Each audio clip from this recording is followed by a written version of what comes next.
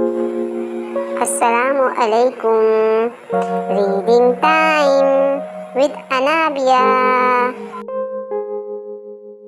अलिफ से ये तक उर्दू अल्फाज सीखें। क्लास 1। अलिफ बे ते ते ते से। अलिफ से अनार। अलिफ से अंगूर। अलिफ से इंजीर। अलिफ से स्त्री।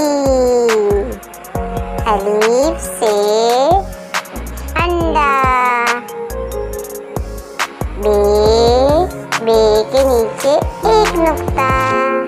बे से बत्तख। बे से बादल। बे से बिल्ली। बे से बकरी।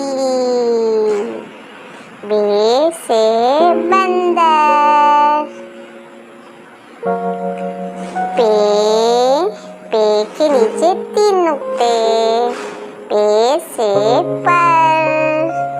पे से पत्ते। पे से पतंग। पे से पंखा। ते के ऊपर 2 नुक्ते।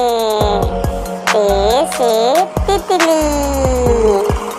ते से तरबूज। ते से तीर। ते के ऊपर छोटी तोएं। ते से टमाटर। ते से टॉर्च। ते से टॉर्च। ते से टोकरी। ते से टोपी।